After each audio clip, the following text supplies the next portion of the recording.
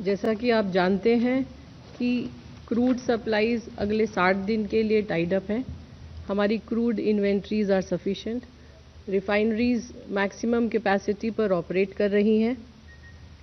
इस संबंध में मैं ये भी बताना चाहूँगी कि कुछ इस तरह की खबर सुनने को मिली कि सल्फ़र की सप्लाईज में कुछ इशू है। मैं ये बात क्लियर कर देना चाहती हूँ कि क्योंकि हमारी रिफाइनरीज मैक्सिमम कैपेसिटी पर ऑपरेट कर रही हैं, इसलिए सल्फ़र की कोई शॉर्टेज नहीं है।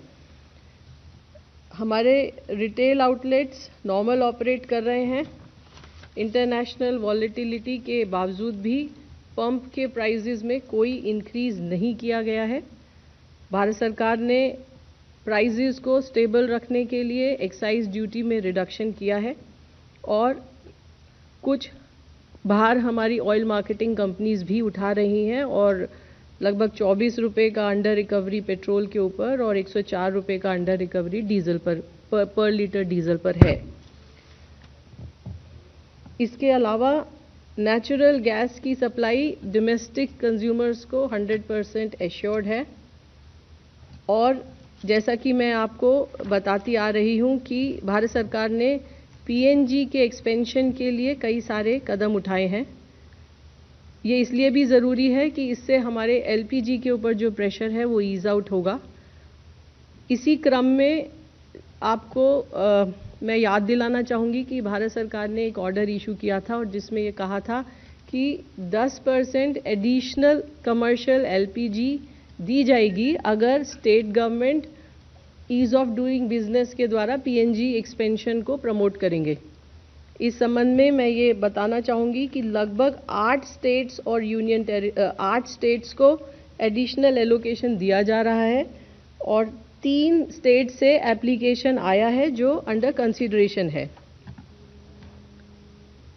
पिछले एक माह में लगभग 3,33,000 पीएनजी कनेक्शंस दिए गए हैं, उनको गैस सप्लाई की गई है। इसके अलावा 2,90,000 नए कनेक्शन भी दिए गए हैं और 3,61,000 के आसपास न्यू रजिस्ट्रेशन भी प्राप्त हुए हैं। एलपीजी के सप्लाई के संबंध में मैं ये बताना चाहूँगी कि पेट्रोल और डीजल की तरह ही इंटरनेशनल वॉलेटिलिटी के बावजूद प्राइसेस आर स्टेबल। कोई एलपीजी घरेलू सिलेंडर के दाम में कोई इंक्रीज नहीं किया गया है। किसी भी डिस्ट्रीब्यूटर पर ड्राई आउट नहीं है और सभी डिस्ट्रीब्यूटर्स के पास पर्याप्त एलपीजी उपलब्ध है। लगभग 95% रिफिल बुकिंग ऑनलाइन प्राप्त हो रही है और लगभग 85% डिलीवरी ऑथेंटिकेशन कोड के द्वारा दी जा रही है। आपको याद होगा मैंने कहा था कि भारत सरकार ने एक ऑर्डर भी इशू किया है और उसमें ये कहा गया है कि अगर किसी उपभोक्ता के पास पीएनजी और एलपीजी दोनों कनेक्शन है तो वो पीएनजी सरेंडर करें।